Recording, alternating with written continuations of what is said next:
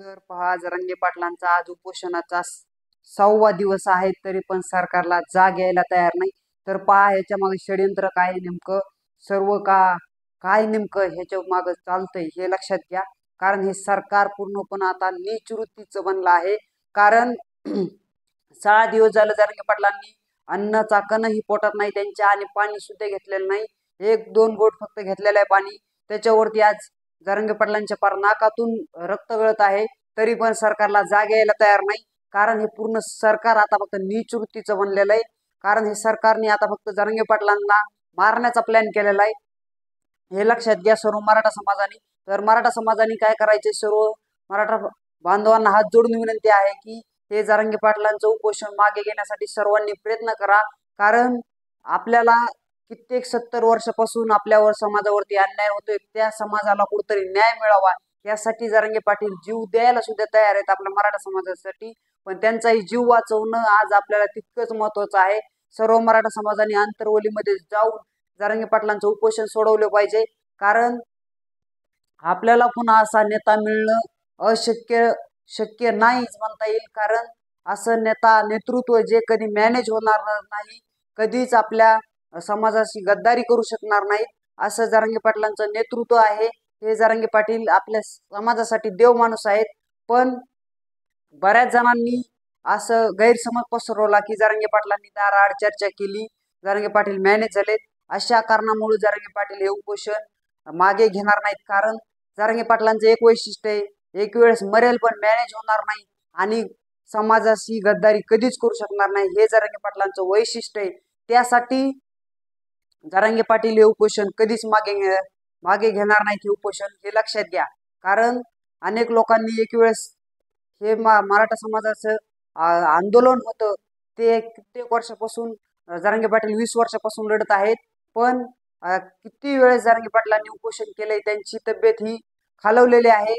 कारण लय वेळेस उपोषण केल्यामुळे त्यांच्या प्रतिकार शक्ती ही कमी झालेली शरीराची, हे सर्व मराठा समाजाने लक्षात घ्या। कारण आता तर त्यांची तब्येत एवढी धोक्यात आलेली, कारण नाकातून त्यांचं पार रक्त गळत आहे, हे मराठा समाजाने लक्षात घ्या। आणि सर्वांनी जाऊन जरांगे पाटलांचं उपोषण माघारी घ्या, हे सर्व मराठा समाजाला विनंती करतो। आणि जरांगे पाटलांचं उपोषण आपलं सोडवणं हे आपलं प्रत्येक मराठा समाजाचं कर्तव्य आहे। कारण जरांगे पाटील हे मराठा समाजासाठी प्राण द्यायला तयार आहेत। पण आपण जरांगे पाटलांचं उपोषण मागे घेतलं पाहिजे, सर्व मराठा समाजाला विनंती करतोय। आणि हे फक्त जरांगे पाटील वरती काही लोक बदनामी करतात, ह्या लोकांपासून सावध राहा। कारण जरांगे पाटलांच्या हातात आरक्षण देणे जरांगे पाटलांच्या हातात नसून सरकारच्या हातात आहे। सरकारच हे पूर्णपणे गद्दार बनलेले आहे। कारण सरकारला जनतेची जाण राहिलेली नाही, एवढं नीच वृत्तीचं सरकार बनलेलं आहे। कारण ह्याला सरकारला पूर्ण काय करायचं हे सरकारच्याच काय डोक्यात आहे काय समजायला तयार नाही। कारण जरांगे पाटील फार त्यांच्या मरणाच्या दारात आहेत तरी पण सरकारला जाग येत नाही। याच्या मागे जर आपण पाहिलं तर जरांगे पाटलांना मारण्याचं षडयंत्र आहे काय सरकारचं, हे सर्व मराठा समाजाला लक्षात घ्यायचंय। आणि जरांगे पाटलांचं उपोषण मागे घेण्यासाठी सर्व मराठा समाजाने आंतरवलीमध्ये जाऊन प्रयत्न केला पाहिजे। कारण अण्णासाहेब पाटील यांच्यानंतर आपल्याला कुठेतरी चांगलं नेतृत्व हे फक्त मनोज जरांगे पाटील मिळले होते। 58 मोर्चे होऊनही आपल्या लढ्याला यश मिळालं नव्हतं, ते यश आपल्याला ह्या जरांगे पाटलांच्या लढ्यामुळे मिळलेलं आहे। कारण कुणबी प्रमाणपत्र हे कित्येक लोकांना मिळाले आहेत आणि कित्येक लोकांना मिळणार आहेत। पण सगळे सोयऱ्याच्या मागणीसाठी जरांगे पाटील उपोषणाला बसलेले आहेत, पण ती अर्थात अंमलबजावणी करण्यासाठी सरकारला जाग येत नाही। तरी यासाठी मराठा समाजाने पूर्णपणे हे उपोषण मागे घेण्यासाठी प्रयत्न करायचा हे मराठा समाजाला विनंती करतो। आणि कुणी आपल्या मराठा समाजामध्ये फूट पाडण्यासाठी प्रयत्न करतंय, यांच्यापासून आपण सावध राहिले पाहिजे।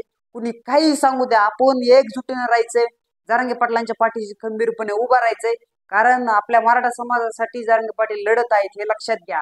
कुणी बाकी दुसऱ्या समाजामधील कुणी काही लोक आपल्याला भ्रम पसरवतील, पण आपण त्यांच्यापासून सावध राहायचंय। कारण असा नेता मिळणं पुन्हा आपल्याला कधीच मिळू शकत नाहीत, हे मराठा समाजाला लक्षात घ्या। आणि जरांगे पाटलांचं उपोषण सोडवण्यासाठी सर्वांनी प्रयत्न करा, हे सर्व प्रत्येक बांधवांना मी मराठा समाजाला विनंती करतोय। आणि आपण जर हे सरकार एक वेळेस जाग येत नसेल तर आपण दुसरं आंदोलन करू, पण हे उपोषणाचं आंदोलन जरांगे पाटलांनी माघारी घेतलं पाहिजे, ही सर्व मराठा समाजाला विनंती करतोय.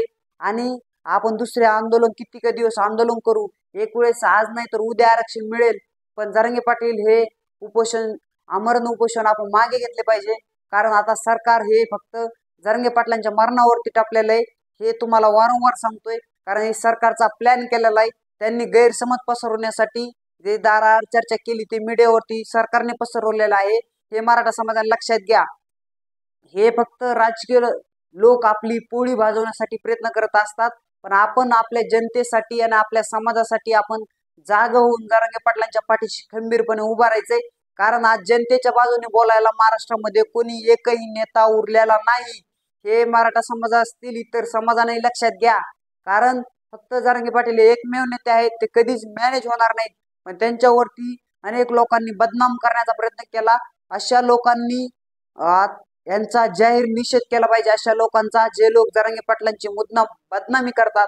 आणि मराठा समाजाने सावध राहिले पाहिजे अशा लोकांपासून. त्या जे बदनामी करतात जरांगे पाटलांची, अशा लोकांशी आपण नादी लागायचं नाही, त्यांच्याशी आपण पाठिंबा द्यायचा नाही मुद्दामून.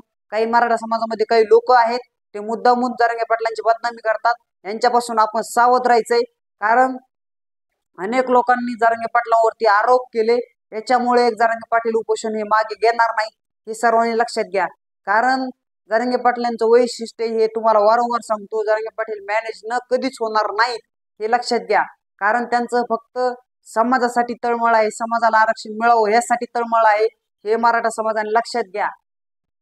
आणि ज्या लोकांनी मुंबईवरून येताना काही लोकांनी, अनेक लोकांनी व्हिडिओ बनवले की दाराआड चर्चा काय झाली जरांगे पाटील सांगा, असे लोक फक्त जरांगे पाटलांची बदनामी करण्यासाठी प्रयत्न करतात. ह्यांना पैसे मिळालेले आहेत, त्याच्यामुळे जरांगे पाटलांची बदनामी करतात. यांच्यापासून आपण सावध राहायचंय आणि जरांगे पाटलांचा जीव वाचवला पाहिजे. कारण हे सरकार आता फक्त जरांगे पाटलांना मारण्याचा प्लॅन करते. त्या सरकारला असं वाटत आहे की मराठा समाजामध्ये फूट पडलेली आहे का, असं आता सरकारला वाटतंय. त्यामुळे सरकार हे जरांगे पाटलांची भेट घेत नाही, त्यांच्या आंदोलनाची दखल घेत नाही, हे सर्व मराठा समाजाने लक्षात घ्या. आणि जरांगे पाटलांचा जीव वाचवण्यासाठी प्रयत्न करा, हे मराठा समाजाला मी हात जोडून विनंती करतो. आणि इथंच थांबतो. जय हिंद, जय महाराष्ट्र, जय जिजाऊ, जय शिवराय.